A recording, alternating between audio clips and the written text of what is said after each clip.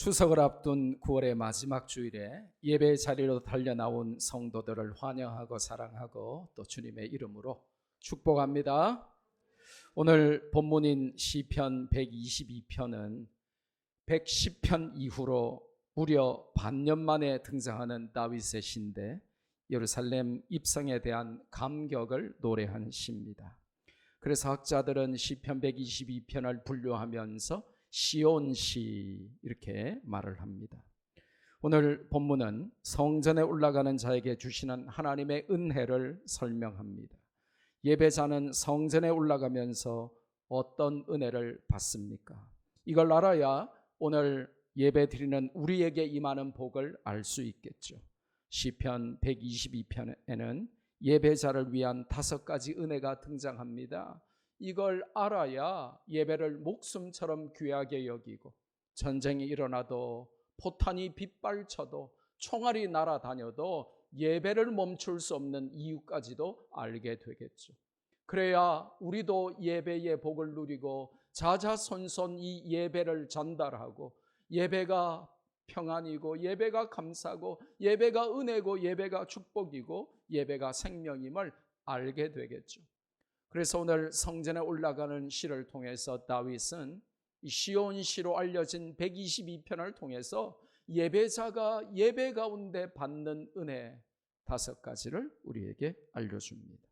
바라기는 이 말씀을 듣고 진리가 깨달아지고 여러분의 믿음이 자라고 이 말씀을 듣다가 질병이 떠나가되 암덩어리도 녹아지고 말씀 듣다가 모든 하나님의 만복이 우리에게 임하는 축복의 시간 되기를 주님의 이름으로 축복합니다. 예배 시간에 어떤 복이 임합니까? 도대체 예배자가 성전에 올라가면서 어떤 은혜를 누립니까? 첫째로 오늘 1절에 보니까 기쁨이 언급됩니다. 성도 여러분, 여러분에게 가장 큰 기쁨은 무엇입니까? 여러분은 언제 기쁘세요? 월급 받을 때? 용돈 받을 때? 갑자기 공돈이 확 생길 때? 하늘을 바라보니까 갑자기 돈벼락이 한 1억 확 내려올 때? 그때 여러분은 기쁘십니까? 아니면 먹을 때만 기분 좋은 사람이 있거든요. 아주 수준 좀 낮은 사람들은 먹여야 조용하고 먹여야 행복하고 먹을 때만 기분 좋아요. 또 안 먹을 때는 또 늘 짜증 충만, 불평불만 하는데 먹을 때만 헬렐레 해가지고 기분 좋아하는 사람이 있죠. 그런 사람은 이제 먹을 때만 기분이 좋아지니까 평생 전국을 유람하며 맛집 탐방을 하고 생활의 달인을 열심히 지켜봤다가 거기 나온 집을 찾아가서 맛있는 거는 다 이제 먹어야 되겠죠. 안 그러면 기쁨이 안 생기는데 어떻게 하겠습니까? 어떤 사람은 쇼핑이 나의 생명이다, 쇼핑이 나의 기쁨이다, 쇼핑족들이 있답니다. 그래서 양손 가득 백화점 백을 들고 나올 때의 그 기쁨은 정말 좋대요. 그렇던가요? 어떤 사람은 선물을 받을 때 참 기쁘다고 합니다. 선물 받을 때 슬픈 사람이 누가 있겠습니까? 어떤 사람은 사람 때문에 기쁘대요. 물론 사람 때문에 참 기쁘죠. 사람 때문에 슬프고 사람 때문에 화나기도 하지만 반대로 우리는 사람 때문에 기뻐요. 사랑하는 사람이 생겼어요. 얼마나 기쁘겠습니까? 또 좋은 친구를 사귀었어요. 얼마나 기쁘겠습니까? 그렇게 기다리던 내 자녀가 태어났습니다. 얼마나 기쁘겠어요. 또 부모들은 아직 어려서 내 자식이 태어나도 우리 경상도 말로 아가 아를 낳기 때문에 같이 크기 때문에 아이가 태어나면 힘들어요. 많이 힘들어요. 시행착오를 겪으면서 그렇게 키우죠. 그런데 할머니 할아버지가 되는 순간 굳이 문화인류학적인 인간의 어떤 이 번성과 생존의 본능을 언급하지 않더라도 할아버지 할머니가 되는 순간 이 손자 손녀의 탄생은 내 자녀가 태어날 때보다 적어도 몇 배나 행복하다고 해요. 어떤 사람은 개 때문에 기쁘다네요. 하루 종일 피곤하고 짜증나고 열받다가 집에 오면 유일하게 꼬리 흔들면 내 품에 와서 안기는 거는 개밖에 없는 거예요. 참 불쌍한 인생이죠. 개만 나를 환영해줘. 그래서 막 개가 핥고 빨아도, 그 더러운 개가 말이죠, 핥고 빨아도 그렇게 개가 좋다는 거예요. 개 때문에 행복하고 좋아 죽는 거예요. 그렇게 기쁜 거예요. 그런데 예배의 초청을 받고 성전에 올라가자는 권유를 받았을 때에 기쁨이 샘솟았다는 다윗의 신앙 고백을 오늘 이 아침에 우리에게 주목하라고 성경이 알려주고 있습니다. 개를 안고 개와 함께하는 시간이 그렇게 기뻤는데 교회 가자 그러면 갑자기 짜증이 확 올라오고 가기 싫어지고 열받는다면 여러분은 하나님이 원하시는 삶과는 전혀 다른 삶이죠. 평생 개하고만 살아야 돼요. 예배, 하나님 이래야 없던 힘도 생기고 기뻐야 되는데 개 보면 즐겁고 고양이 보면 즐거운데 부모 봐도 기분 나쁘고 아내 남편을 봐도 기분 나쁘고 모든 것이 귀찮으면 문제가 심각해지는 것입니다. 오늘 다윗이 예배 드리러 갑시다, 성전에 갑시다 하는 초청을 받았을 때에 그가 느꼈던 기쁨은 세상이 알 수도 줄 수도 없는 오직 믿음 안에서만 누리는 설명할 수 없는 신령한 기쁨입니다. Unspeakable joy. 말할 수 없는 기쁨입니다. 여러분, 조금 기쁨과 하고 말할 수 없는, 설명할 수 없는, 표현할 수 없는 기쁨하고는 다른 것이죠. 몸이 아파도 돈이 없어도 상황이 힘들어도 하나님께 예배 드릴 때 샘솟는 측량 불가한 에너지를 말하는 단어가 오늘 이 기쁨으로 함축된 바로 하나님의 은혜입니다. 인간적으로 볼 때 저 사람은 지금 기쁠 수가 없는 상황이고 오히려 모든 일이 꼬이고 사업이 안 되고 물질의 손해를 보고 질병이 찾아오고 인간관계가 파괴되고 원하는 일들이 다 안 되거나 보류될 때에 저 사람은 지금 절대로 기쁠 수가 없는 상황이고 오히려 슬프고 화가 나는 상황처럼 보이는데도 환경과 상황을 초월하는 기쁨이 예배자에게 임한다는 것입니다. 그러므로 사람들이 우리에게 교회 가자, 예배 드리자 하고 말만 해도 이런 놀라운 슈퍼 파워를 느끼고 초월적이며 신령한 기쁨을 누려야 하는 것입니다. 혹시 여러분 가운데 반대로 아내가 교회 가자 하면 슬프거나 짜증내는 자들은 아무도 없기를 바랍니다. 우리 자녀들 중에 부모가 교회 가자, 예배 드리자 할 때에 갑자기 다윗처럼 기쁨이 밀려오고 한 1m 정도 점프하면서 야 신난다 그러면서 야 주일이다, 야 교회다 그러면서 야 예배다 이러면서 이래야 되는데 오늘도 시편 강해 듣겠지. 들으면 뭐 하겠노? 길겠지. 왜 주일 낮 예배는 담임 목사님만 설교해야 돼? 그러면서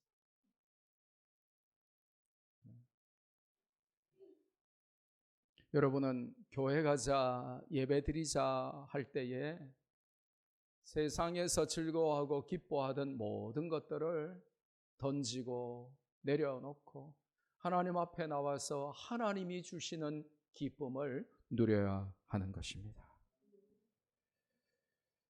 지금처럼 예배가 제한받고 감시당하며 예배가 조롱을 받을 때에 예배 드리던 일상이 얼마나 은혜와 축복이었는지를 알아야 합니다. 예배를 상실하고 예배를 멀리하면 기쁨이 사라지게 되어 있어요. 이게 오늘 성경이 암시하는 것입니다. 다윗이 예배 드리러 가자 했을 때 기쁨이 샘솟았어요. 예배와 멀어지면 우리 인생이 기쁨과 멀어지게 되는 것입니다. 다윗을 주목해 보십시오. 그는 예배 외에도 기쁘고 즐거운 것이 얼마나 많았던 사람이었습니까? 왕으로서 모든 것을 누리며 부귀영화와 인기와 명예와 권력을 가졌습니다. 다윗은 아내가 자그마치 9명이 있었어요. 첩들, 후궁들은 수천 명이었죠. 시와 음악과 무예에 능한 만능맨이었습니다. 그에게 기쁘고 즐거운 게 얼마나 많았겠습니까? 하지만 그에게 최고의 기쁨이 예배였다라고 오늘 시편 122편이 설명을 하는 것입니다. 하나님 앞에 나올 때 기쁨은 가장 충만했습니다. 저는 축구 좋아합니다. 축구 볼 때 너무 기쁩니다. 손흥민이 한 골도 아니고 두 골도 아니고 세 골도 아니고 무려 4골을 넣어서 너무 기쁩니다. 어쩌다가 1년에 한 번, 2년에 한 번 낚시 가면 정말 미친 사람처럼 어린아이처럼 그렇게 즐거워하며 낚시합니다. 맛있는 생선구이를 먹어도 기쁩니다. 하지만 가장 근원적이고 원초적이고 가장 충만한 기쁨은 예배 드리는 것입니다. 그래서 예배가 방해를 받고 예배가 금지되고 예배가 조롱될 때 가장 힘든 거예요. 예배는 말할 수 없는 기쁨, 가장 본질적인 기쁨이에요. 여러분이 세상의 어떤 것보다도 예배를 통해서 기쁨이 회복되기를 주님의 이름으로 축복합니다. 우리도 세상 살면서 수많은 기쁨의 순간들이 있겠지만 최고의 기쁨은 예배를 통해 주심을 잊지 마십시오. 예배 드리러 가자, 교회 가자 하고 누군가 말만 해도 다윗처럼 막 기뻐 날뛰어야 정상인 것입니다. 혹시 여러분 가운데 반대로 예배 가자, 교회 가자 그러면 있던 기쁨도 다 사라지고 갑자기 낙이 없고 힘이 빠지고 한숨이 나오면 성경과는 정반대의 삶을 사는 것이죠. 이 기쁨은 2절에서 절정에 도달합니다. 드디어 순례자의 발이 그 험한 순례의 길을 걸어왔는데 순례자의 발이 예루살렘 성문 안에 들어선 것입니다. 멀고 먼 순례길을 마치고 드디어 하나님의 성전 앞에 도달했을 때의 기쁨은 세상 무엇과도 바꿀 수 없는 감격이었습니다. 우리도 다윗을 권면했던 자들처럼 누군가에게 예배의 자리로 나가자고 초청해야 하는 거룩한 사명과 책임을 가지고 있습니다. 동시에 누군가에 의해 예배의 자리로 초청받았을 때에 하나님이 주시는 신령한 기쁨으로 즐거움으로 화답해야 하는 의무도 있습니다. 예배는 측량할 수 없고 말할 수 없는 가장 원초적인 본질적인 기쁨을 성도에게 제공합니다. 예배 시간 여러분 기쁘지 않으세요?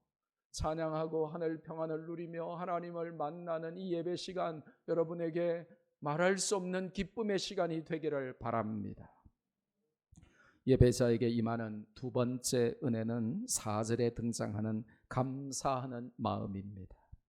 예배는 하나님의 이름에 감사하려고 성전에 올라가는 행위를 일컫습니다. 예배자에게는 감사의 마음이 임하게 되어 있습니다. 예배 전에 가졌던 모든 섭섭함이 사라지고 예배 전에 엄마와 싸우고 예배 전에 아내와 싸우고 예배 전에 부모와 싸우고 예배 전에 친구와 싸우고 예배 전에 답답하고 괴롭고 짜증나고 화나는 모든 상황들을 예배 가운데 하나님이 부어주시는 감사함으로 이기는 시간이 예배 시간입니다. 하나님께서 친히 영광을 받으시려고 우리가 성전에 올라가는 도중에 부어주시는 마음이 감사입니다. 감사함 없이는 성전에 들어가서 하나님을 만나고 예배 드리는 것 자체가 불가능하기 때문에 하나님께서 당신을 만나러 오는 자들에게 감사하는 마음을 하늘로부터 미리 충만하게 부어주셔서 예배가 가능하게 하십니다. 감사함이 없이는 그 문에 들어갈 수가 없다고 성경이 가르칩니다. 감사함으로만이 하나님의 성전의 문에 들어간다고 알려주십니다.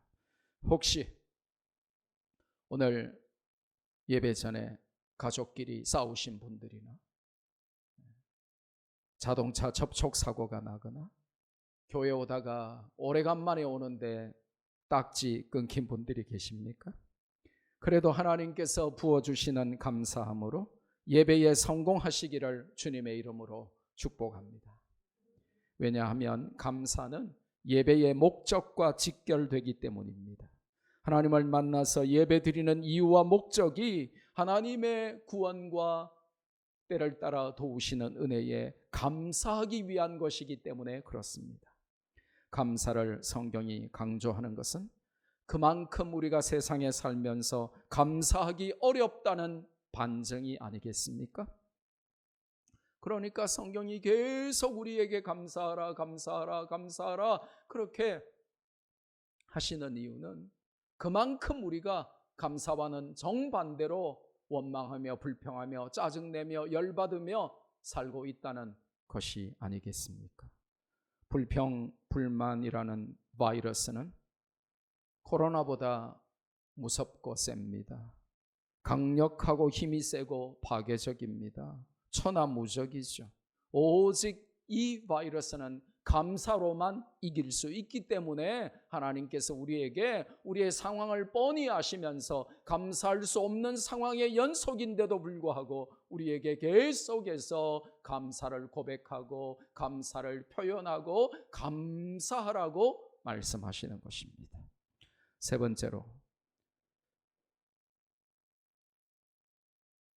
6절에서 8절에 보니까 평안을 예배자에게 부어주신답니다.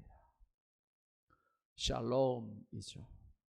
6절 말씀, 이 말씀은 여러분이 이스라엘의 성지순례를 가게 되면 가장 많이 접하는 성경 구절이에요. 제가 2018년 11월 달에 평생 처음으로 이스라엘을 가게 됐습니다.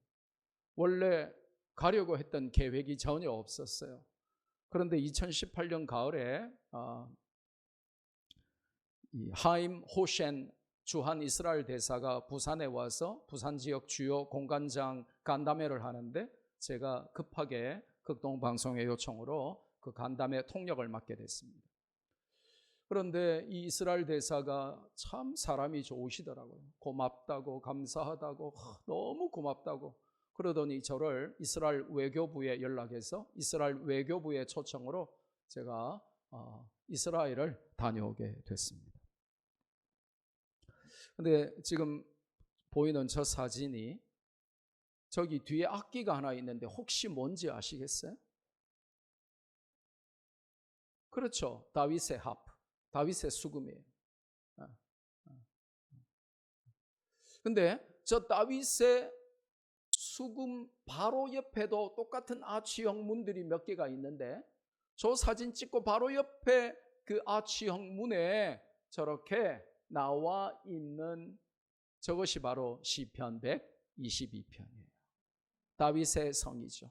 특별히 6절 말씀이 뭡니까? 예루살렘을 위하여 평안을 구하라. 예루살렘을 사랑하는 자는 형통하리로다. 그러면서 이 평안, 샬롬, 예루살렘 안에 벌써 그 이름 안에 단어 안에 이 샬롬이 들어있는데 말하자면 샬롬 샬롬을 외치는 겁니다. 예루살렘을 위하여 샬롬을 구하라. 그러면서 이제 이 시편 122편 6절이 진행이 돼요. 7절에도 평안과 형통이 반복되고요. 8절에도 평안이 다시 반복이 됩니다. 무슨 말이에요? 짧은 3절 안에 평안이 3번이나 반복되며 강조되고 있습니다. 하나님은 예배자에게 평안을 주십니다. 할렐루야. 오늘 아침에 제가 이렇게 엘리베이터 내리는 순간 찬양대에 찬양 연습 소리가 다 들리는데요. 벌써 마음에 막 강 같은 평화가, 강물 같은 평화가 확 올라오는 거예요. 비록 찬양대원들이 약간의 불협화음을 낼지라도, 비록 지휘자나 반주자의 마음에는 안 들 수 있을지라도, 어쩌다가 오래간만에 하는 찬양이라 삑사리가 혹시 날지라도 그 찬양, 비록 그게 연습인데도 그걸 듣는데 강 같은 평안함이 흘러 넘치는 것입니다. 하나님은 예배자에게 평안을 주세요. 오늘 여러분이 와서 찬양하고 예배드리고 말씀을 듣고 할 때에 세상이 알 수도 줄 수도 없는 위로부터 오직 하나님만 주시는 이 heavenly peace, 하늘 평안이 오늘 저와 여러분을 사로잡아서 세상의 모든 슬픔과 괴로움과 번민과 걱정과 염려와 불안을 떨쳐 이기게 되기를 주님의 이름으로 축복합니다. 예배자는 하나님께로부터 받은 평안으로 세상의 평안을 전하고 선포해야만 하는 사람들입니다. 무슨 말이냐? 극단적으로 요약하면 예배자의 평안이 세상의 평안인 것입니다. 우리 앞뒤 좌우로 한번 축복해 볼까요? 당신의 평안이 세상의 평안입니다. 가족에게 한번 해봅시다. 가족이 없는 분은 다른 분에게. 왜냐? 부부 간에 안 평안해요. 부모 자식 간에 전쟁이 자주 일어나요. 그래서 가족을 향하여 한번 외쳐봅시다. 당신의 평안이 세상의 평안입니다. 아멘. 따라할까요? 예배자의 평안이 온 세상의 평안입니다. 이것이 성경의 메시지입니다. 그런데 이 평안이라고 말할 때 우리가 분명히 짚고 넘어가야 할 것이 있습니다. 평안이라고 하셨지 편안이라고 하지 않으셨다는 것입니다. 받침 하나의 차이지만 평안과 편안은 하늘과 땅만큼의 차이가 있음을 알아야 합니다. 편안함과 평안함은 다릅니다. 성경의 편안은 죄송하지만 단 한 군데도 없습니다. 그런데 평안, 이응, 평안은 무려 190번 이상이나 반복되어 등장합니다. 놀라야 될 때 여러분이 안 놀라시면 제가 놀랍니다. 성경에 편안은 한 번도 없는데 평안은 몇 번 이상 나와요? 190번 이상 등장해요. 하나님이 190번 이상 반복해서 강조해서 말씀하셨다는 것은 뜻이 있다는 거예요. 반드시 저 평안은 나의 평안이 되어야 하는 것이고, 저 평안이 내 가정의 평안이 되어야 하는 것이고, 저 평안이 우리 교회의 평안이 되어야 하는 것이고, 저 평안이 자유민주 대한민국의 평안이 되어야 하는 것이고, 코로나로 신음하는 온 지구촌 사람들에게 저 평안이 온 세계의 평안이 되어야만 하는 것입니다. 세상은 가짜 평안이 판을 쳐요. 돈으로 오는 평안, 권력으로, 인기로, 명예로 오는 평안, 그런데 그건 가짜입니다. 오직 위로부터 하나님이 주시는 평안만 진짜입니다.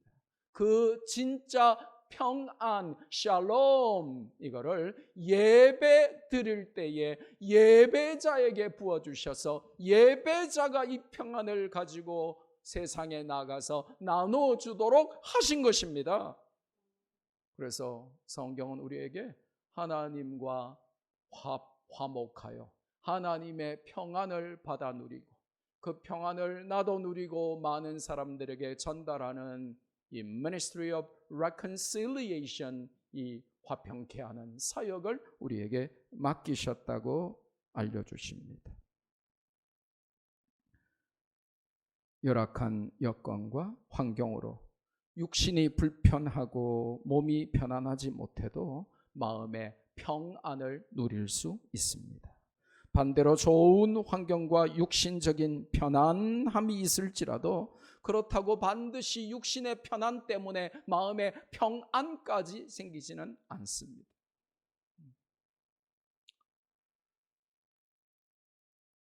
돈으로 침대는 살 수 있어도 잠을 살 수는 없는 이치하고 똑같죠. 갱년기라서 잠 못 잔 분,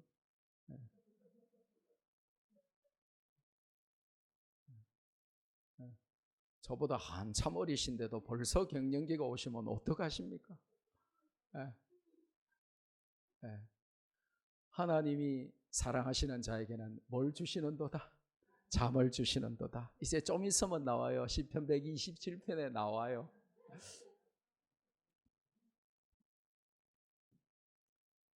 돈으로 침대를 사고 가구를 사도 행복과 잠을 사지 못해요.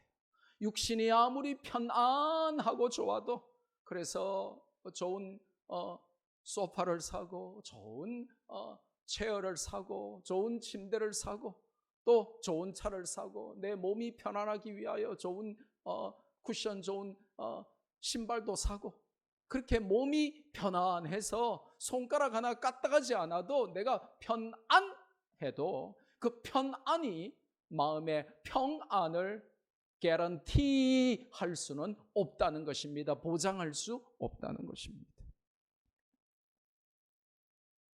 성경은 영혼과 마음의 평안을 강조하십니다. 비록 몸이 편안하지 못하고 좀 불편하게 살아도 영혼과 마음만은 평안을 누리도록 우리는 부름받았습니다. 그리스도 안에, 예수님 안에 있는 누구도 알 수 없고 줄 수 없는 이 평안, 이 평안을 혹시 누리지 못하고 사는 분이 아무도 없기를 주님의 이름으로 축복합니다. 비록 지금 현재 코로나로 인해서 우리의 삶이 송두리째 위협받으며 흔들리고 있고, 그로 인해서 코로나 블루라고 하는 신조어까지 생기면서 우울증 환자가 코로나 이후에 급증했다고 하는데요. 그래서 코로나로 인한 사망자보다 자살자가 더 많다는 슬픈 소식을 접하게 될지라도 우리 모두 예배 가운데 하나님께서 부어주시는 이 heavenly peace, 이 하늘 평안을 다 누릴 수 있기를 바랍니다. 예수님은 십자가 지시기 전에 평안을 약속하시면서 중요한 말씀을 하셨어요. 요한복음 14장 27절 함께 읽습니다. 시작. 나의 평안을 너희에게 주노라. 내가 너희에게 주는 것은 세상이 주는 것 같지 아니하니라. 아멘. 세상에 썩어 없어지고 움직이는 가짜 평안으로 만족하지 말고 그것만 추구하며 코피 터지며 그렇게 분주하게 살지 말고 heavenly peace, 하늘 평안, 아버지께서 예수님에게 주셨고 그 예수님께서 우리에게 전달하신 이 세상이 알 수 없고 줄 수 없는 하늘 평안, 이걸 추구하며 사시기를 바랍니다. 그래서 여러분이 정말 오늘 예배 시간에 하늘 평안을 누리도록 찬송 한 곡 듣고 같이 부르면 좋겠어요.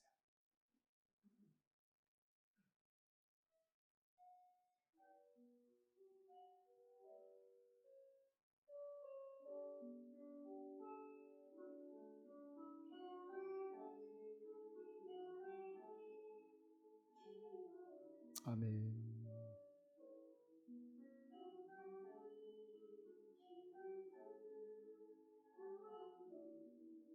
아멘.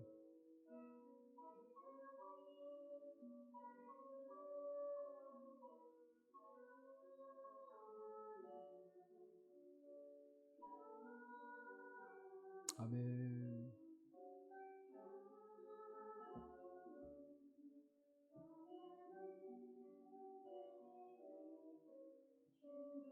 아멘.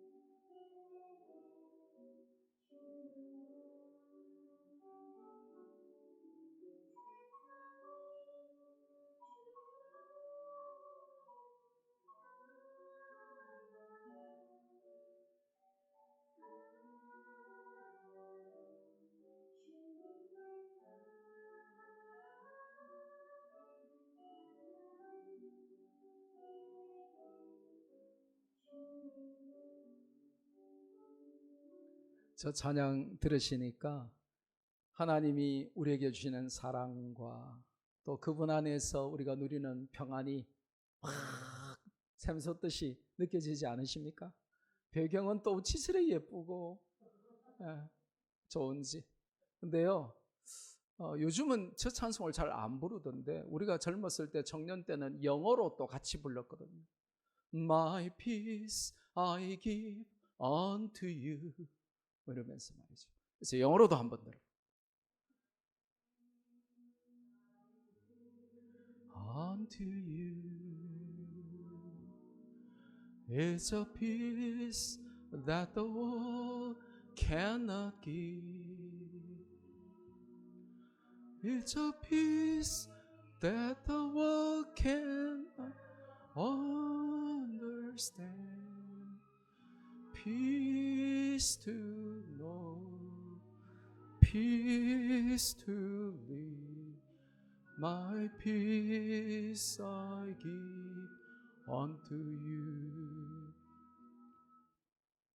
이런 하늘 평안, 세상이 알 수도 없고 세상이 줄 수도 없는 예수 그리스도께서 그 백성에게만 주신 평안이 오늘 예배 가운데 우리 모두에게 체험되고 느껴지고 고백되어져서 우리가 이 평안으로 평안이 없는 세상 사람들, 불안 가운데 절망 가운데 사는 사람들을 살려내는 그런 Peace Child, 화해의 자녀들이 될 수 있기를 주님의 이름으로 축복합니다. 퀴즈 하나 냅니다. 이 놀랍고 소중한 평안을 우리만 누려야 할까요? 아니면 이 평안을 모르는 자들에게 전해서 그들도 이 평안을 알고 누리도록 만들어야 할까요? 1번입니까? 2번입니까? 답은 8절에 나와 있습니다. 이 평안을 형제와 친구를 위하여 흘려보내는 자로 살아야 한다는 것입니다. 그래서 우리는 평안의 전달자, 그 평안의 전달자가 우리의 삶의 목표요 비전인 것입니다. 혹시 여러분에게 비전이 뭐냐고 누군가가 물어보면 부자 되는 거요 뭐 이런 식으로 말하면 안 됩니다. 이 주님의 샬롬, 궁극적으로 예수 그리스도 이 평안을 전달하는 자의 삶을 효과적으로 살기 위하여 내가 부자도 되고 명예와 권세와 인기도 얻는 것이지, 내 인생의 목표가 부자 되는 것이면 큰일 나는 것입니다. 정직하게 살아서 부자 되기보다 악하고 사기치고 죽이고 나쁘고 훔쳐야 부자 될 확률이 훨씬 더 높기 때문에 부자 되는 것이 목적이면, 목표면, 비전이면 성경과는 전혀 다르게 살아야 되는 거예요. 우리가 예수 그리스도 안에서 누리는 하나님의 평안을 세상에 전달하며 사는 것이 저와 여러분의 인생의 목표가 되어야 하고 비전이 되어야 하는 줄로 믿습니다. 오늘도 예배 가운데 하늘 평안이 충만하게 임하여 세상에서 상하고 지치고 찢긴 우리의 영혼과 마음을 새롭게 하는 은혜가 넘치고 또 그 평안을 세상에 전달하여 그들도 하나님의 평안을 누리게 만드는 축복의 통로가 되기를 주님의 이름으로 축복합니다. 그 다음으로 네 번째로 예배자에게 주시는 하나님의 은혜는 형통입니다. 6절과 7절의 연속해서 반복되는 은혜죠. 영어 성경에는 단순히 안전함을 의미하는 이 security로 번역이 되어 있지만 형통하다 하는 것은 prosperity인데 히브리어는 샬라입니다. 여러분이 잘 못 알아듣는 영어를 좀 비유할 때 샬라 이렇게 말하죠. 그 샬라가 굉장히 좋은 말이에요. 히브리어로 형통하다 하는 겁니다. 옆 사람 보고 한번 샬라 해봅시다. 샬라.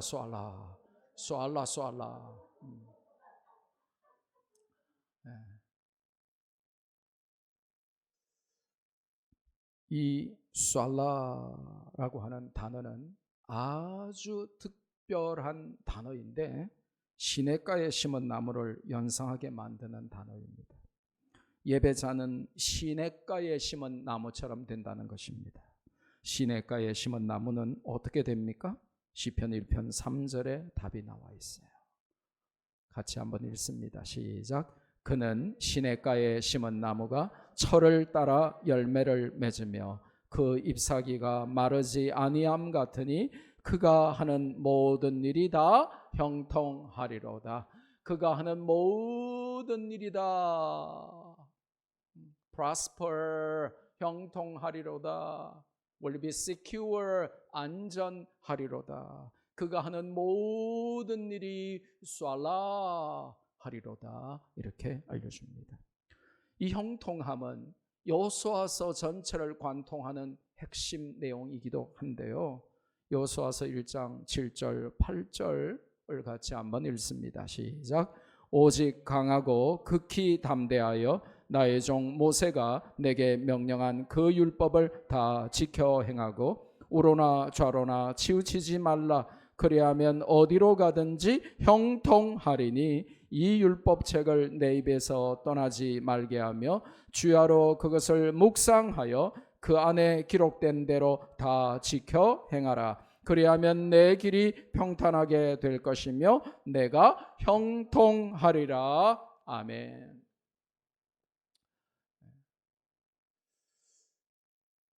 하나님이 예배자에게 형통의 복을 주신답니다. 여러분, 이게 굉장히 중요한 이유가 뭐냐? 전교 1등 하는 자에게 형통을 주신다고 하신 적이 없어요. 전교 2등보다는 전교 1등이 낫지만, B 학점 받는 것보다 A 학점 받는 게 낫지만, 학점을 잘 받는 자에게 형통함을 주신다. 이거는 하나님의 법칙은 아니에요. 세상의 법칙이지. 일반 은총이기 때문에 우리가 공부를 못하는 것보다 잘하는 게 나은 것이지, 이게 공부를 잘하거나 예쁘거나 잘생겨야 형통하다, 그렇게 성경이 말씀하지 않고 예배자에게 하나님이 형통함을 주시겠다는 것입니다. 하나님은 지금도 공부 잘하는 자, 예쁜 자, 돈 많은 자, 권력, 인기 있는 자를 찾으시지 않고 누구를 찾으십니까? 예배자를 찾으시고 예배자에게 상 주시겠다 말씀하셨어요. 하나님이 왜 예배자를 찾으시냐? 상 주시려고 찾는다고 성경이 말씀하세요. 그러니까 오늘 여러분이 가족의 만류를 뚫고 정부의 견제와 방해와 협박을 뚫고 예배 자리로 나오셨는데 하나님이 주시는 상이 가득하기를 바랍니다. 마지막으로 예배자에게 주시는 하나님의 은혜는 복입니다. 본문에는 9절에 다윗이 예루살렘의 복을 구하는 내용으로 시편 122편이 마무리됩니다. 예배자는 하나님의 복을 받고 그 복을 나누고 베푸는 사람인 것이죠. 예배자는 그래서 복덩어리며 복의 근원입니다. 뭐라고요? 복덩어리며 복의 근원.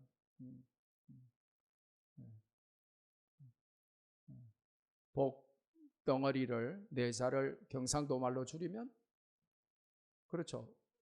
복띠. 만복덩어리를 세 글자로 줄이면 만복띠. 우리는 복띠들입니다. 만복띠들입니다.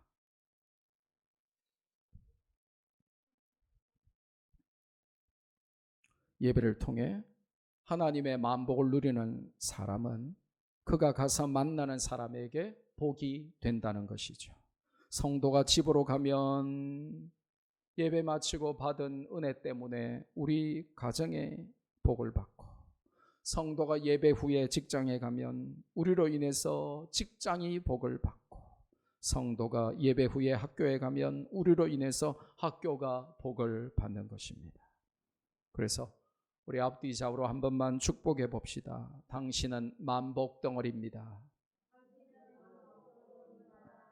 경상도 말로 당신은 만복띠입니다. 또 한 번 축복해 봅시다. 복덩어리가 되세요. 그러려면 예배 시간에 여러분이 먼저 복을 받아 누려야 되는 거예요. 꼬다는 보리자루처럼 앉아 있지 마세요. 멍 때리지도 마세요.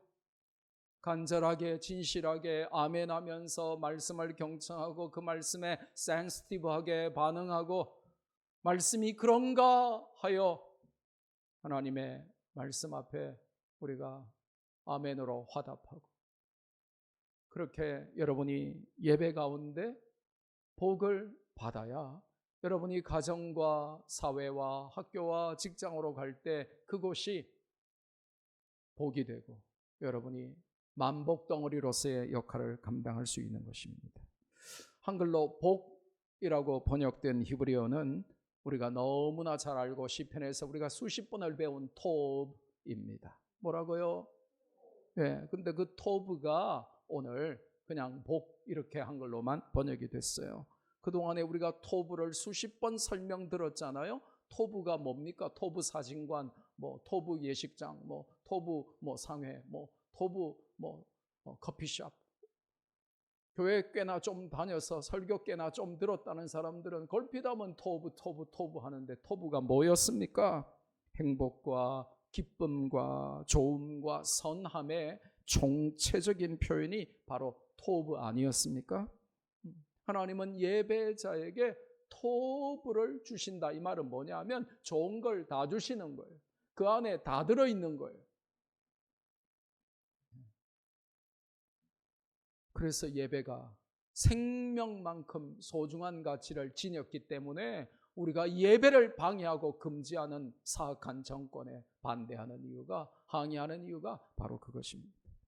하나님은 예배자를 만복덩어리로 삼으십니다. 예배자도 복을 받고 예배자로 인하여 그가 속한 삶의 현장이 예배 때문에, 예배자 때문에 복을 받게 하십니다. 말씀의 결론을 맺습니다. 오늘 시편 122편은 순례자가 오랜 순례의 여정을 마치고 멀리서 시온산이 보이길래 이제 막 달려 내려가서 예루살렘에 도착하여 성문 앞에 발을 내디디면서 부르는 찬송이라고 알려드렸습니다. 이 찬송은 예배자가 받는 은혜, 예배 드릴 때 하나님이 부어주시는 복이 무엇인가를 너무나 잘 알려주었습니다. 예배는 기쁨과 감사와 평안과 형통과 복을 받는 최고의 비결입니다. 그래서 우리 부모 세대들이 명심해야 됩니다. 내 자식들에게 교육을 잘 시키고 명문대를 졸업시키고 석사 박사학위를 취득하게 만들고, 내 자식들이 좋은 직장 다니고 돈 많이 벌고, 내 자식들이 건강하도록 잘 키워서 또 돌아가실 때는 그동안 모았던 모든 재산까지도 다 물려줬는데 신앙을 못 물려줘가지고 예배를 등한시하는 자식이 나왔다. 그거 자녀 교육 실패입니다. 이것이 바로 비극입니다.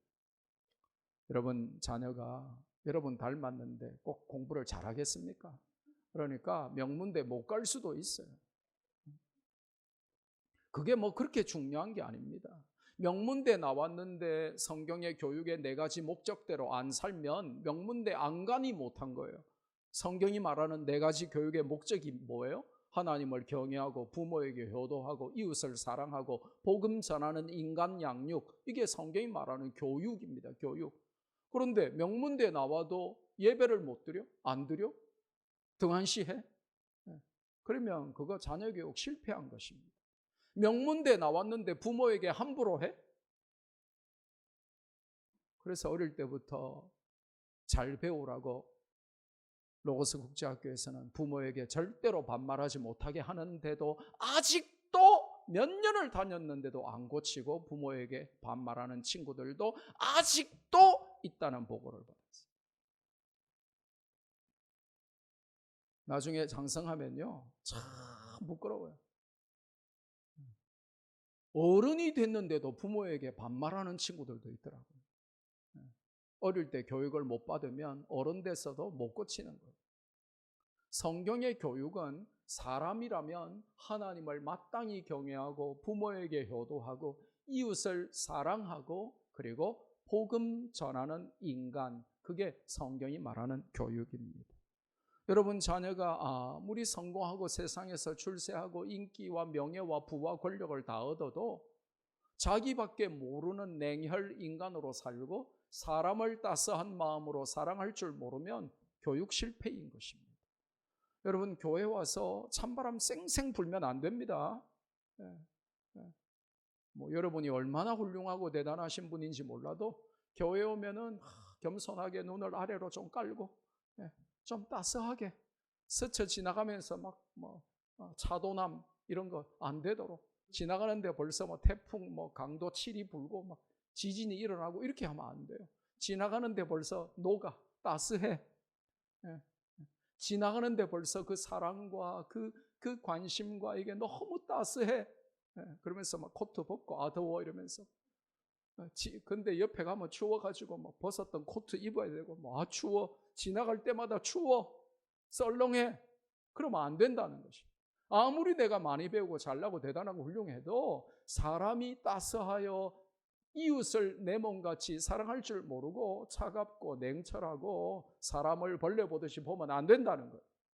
그러니까 교회 와서 여러분이 성격이 아무리 내성적이라도 누가 말 걸기 전에는 절대로 말 안 하는 사람도 있어요. 그러면 안 된다. 내가 먼저 말 걸어주고 내가 먼저 인사하고 부끄럽지만 이 나이에 샬롬 샬롬 이게 이 나이에 이게 잘 됩니까? 그래도 말이죠. 샬롬 샬롬 하면서 쏘고 말이죠. 안부도 물어주고 기도도 해주고 축복해주고. 지금은 코로나라서 잘 못하지만 하이파이브도 해주고 말이죠. 집사님 보고 싶었다 그래주고 말이죠. 이게 하나님이 원하시는 사람의 모습이라는 것입니다. 여러분 자녀들이 아무리 공부 잘하고 똑똑하고 잘나고 대단해도 이 교육의 목표를 제대로 알려줘서 이 아이가 예배를 소중히 하고 예배 가운데 받는 은혜와 복으로 사람을 사랑하고 부모에게 효도하고 이웃을 사랑하고 하도록 예배를 물려주지 못한다면 이것은 비극입니다. 반대로 다른 것은 내가 좀 잘 못 물려주고 물려줄 땅도 집도 재산도 없어도 아이에게 예배를 제대로 교육하고 예배를 제대로 물려줘야 이게 진정한 유산이 되는 것이죠. 그런데 다른 거 다 물려줬는데 예배만 못 물려주면 이거는 비극이 시작되는 것입니다. 말씀 맺습니다. 예배 가운데 더 많지만 오늘 시편 122편이 예배자에게 부어주시는 5가지를 우리에게 알려주셨어요. 기억이 나십니까? 첫째로 기쁨, 두 번째로 감사, 세 번째로 평안, 네 번째로 형통, 다섯 번째로 복. 다 들어있잖아요. 예배는 은혜의 보좌로 나가는 축복의 통로입니다. 평생 여러분도 예배자로 살고 또 다른 사람들도 예배의 자리로 누군가가 다윗에게 성전으로 올라갑시다 하고 초청했던 것처럼 여러분도 다른 사람들, 주님을 알지 못하는 가족들과 이웃들에게 이번 추석 명절에 그들을 예배의 자리로 초대하는 이 은혜와 복을 누리는 성도들 되시기를 주님의 이름으로 축복합니다. 받은 말씀 붙들고 우리 한번 기도할까요? 예배 가운데 임하는 이 5가지 은혜와 복을 다 누리게 해 주시옵소서. 간절히 뜨겁게 기도하겠습니다.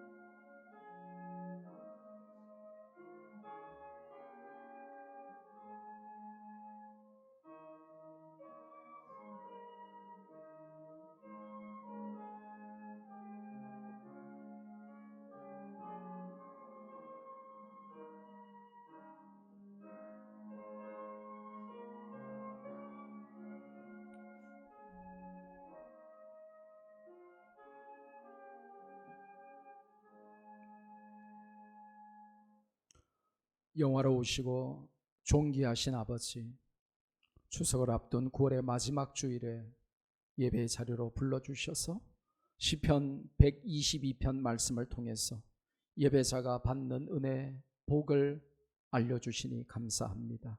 예배 가운데 우리에게 기쁨을 주시고 감사의 마음을 주시고 예배 가운데 세상이 알 수도 줄 수도 없는 평안함을 주시고 예배자를 형통하게 하시고 예배자를 만복 덩어리로 삼으시는 하나님의 은혜를 감사드립니다.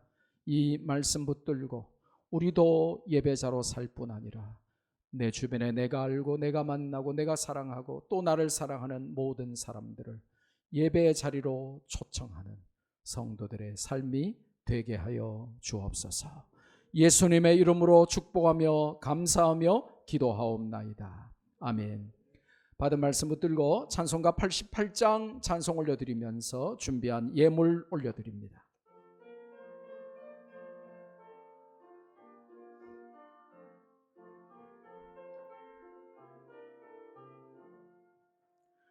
내 진정 사모하는 친구가 되시는 구주 예수님은 아름다워라. 삼위 대배가 와요 빛나는 새벽별 주님 영원할 길 아주 없도다. 내 맘이 아플 적에 큰 위로 되시며 나 외로울 때 좋은 친구라. 주는 저 산 밑에 백합 빛나는 새벽별 이 땅 위에 비길 것이 없도다. 내 맘의 모든 염려 이 세상 고락도 주님 항상같이 하여 주시고 시험을 당할 때에 악마의 계교를 즉시 물리치사 나를 지키네. 온 세상 날 버려도 주 예수 안 버려 끝까지 나를 돌아보시니 아멘. 주는 저 산 밑에 백합 빛나는 새벽별 이 땅 위에 비길 것이 없도다. 내 맘을 다하여서 주님을 따르면 길이 길이 나를 사랑하리니 물불이 두렵지 않고 창검도 겁없네. 주는 높은 산성 내 방패시라 아멘. 내 영혼 먹이시는 그 은혜 누리고 나 친히 주를 뵙기 원하네. 주는 저 산 밑에 백합 빛나는 새벽별 이 땅 위에 비길 것이 없도 3절 내 맘을 다하여서 주님을 따르면 길이 길이 나를 사랑하리니 할렐루야. 불이 두렵지 않고 창검도 겁없네. 주는 높은 산성 내 방패시라. 내 영혼 먹이시는 그 은혜 누리고 나 친히 주를 뵙기 원하네 아멘. 주는 저 산 밑에 백합 빛나는 새벽별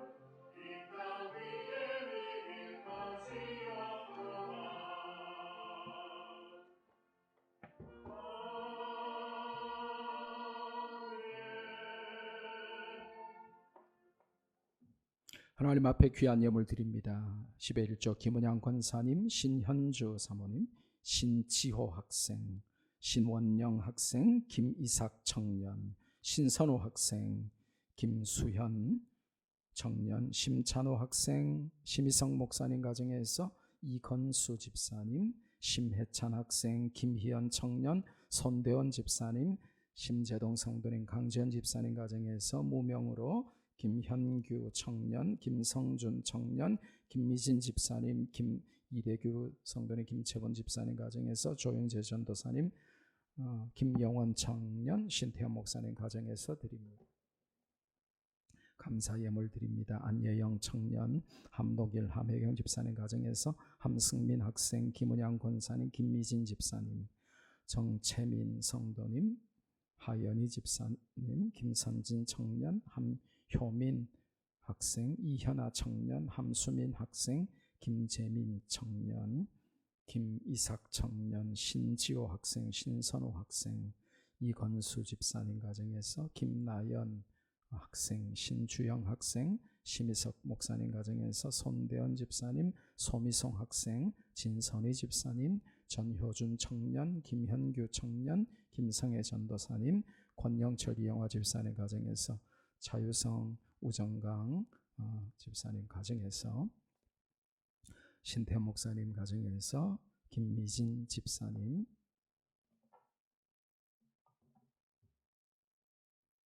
선교원금 신현주 사모님, 김은양 권사님, 함동길 함혜영 집사님 가정에서 김수현 청년, 신경호 김선영 집사님 가정에서 이병희 목사님 가정에서 심재동 성도님, 강전 집사님 가정에서 손대원 집사님, 김미진 집사님, 신태현 목사님 가정에서 드립니다. 건축원금 신현주 사모님, 김은양 권사님, 함동길 함혜영 집사님 가정에서 김미진 집사님, 신치호 학생, 이상현 주연희 집사님 가정에서 이병희 목사님 가정에서 손대현 집사님, 신태현 목사님 가정에서 드립니다. 구제원금 함동길 함혜영 집사님 가정에서 신현주 사모님, 김은양 권사님, 김미진 집사님, 신경호 김선영 집사님 가정에서 신지호 학생, 박진성 목사님 가정에서 손대현 집사님, 심재동 성도님, 강전 집사님 가정에서 신태현 목사님 가정에서 드립니다. 전도원금 김은양 권사님, 신현주 사모님, 함동길 함혜영 집사님 가정에서 권영철 이용화 집사님 가정에서 김미진 집사님, 신경호 김선영 집사님 가정에서 신지호 학생, 손대현 집사님, 심재동 성도님, 강전 집사님 가정에서 이상현 주연희 집사님 가정에서 조윤재 전도사님, 신태 목사님 가정에서 드립니다. 장학원금 김은양 권사님, 신현주 사모님, 함동열 함혜영 집사님 가정에서 김미진 집사님, 신경호 김선영 집사님 가정에서 손대현 집사님, 조윤재 전도사님, 신태 목사님 가정에서 드립니다. 저희 가정에서 11조 감사 건축 선교 구제 전도 장학 예물 드립니다. 기도하겠습니다. 거룩하신 아버지, 하나님 천호로 불러주시고 신령과 진정으로 예배드리게 하시고 예배자에게 부어주시는 하나님의 놀라운 은혜와 복을 또 배우게 하시니 감사합니다. 예배가 생명이고 예배 가운데 우리가 은혜를 받았으니 이 은혜를 우리도 누리며 많은 사람들에게 전달하고 우리도 누군가에게 예배의 초청을 받아 이 자리에 있으므로 우리도 누군가에게 예배의 자리로 초청하는 삶을 잘 살아내는 사명자들이 되게 해 주시옵소서. 하나님이 주신 모든 것 중에 지극히 적은 일부를 정직히 정신으로 주인 되신 주님께 돌려드립니다. 억지로 하는 연보가 되지 않고 하나님께 하나님의 것을 돌려드릴 때에 감사와 기쁨으로 주님께 드리게 하시고 이 예물을 하나님이 흠양하사 만배로 되갚아 주시며 성경에 약속하신 대로 그 손이 하는 일이 형통케 하시고 예물이 쓰일 때에 오병이어의 역사가 일어나 잃어버린 영혼들이 살아 돌아오고 하나님의 나라가 확장되고 하나님의 이름에 합당한 영광이 온 세계 만방에 퍼지게 하여 주옵소서. 특별히 코로나로 인하여 여러 경제적으로 어렵고 힘든 최악의 상황에서 하나님께서 성도들의 가정과 직장과 생업을 지켜주셔서 우리가 물질이 모자라 교회가 주의 일을 못하는 일이 없도록 성도들에게 특별히 물질도 믿음을 따라 부어 주시옵소서. 예수님의 이름으로 축복하며 감사하며 기도하옵나이다. 아멘.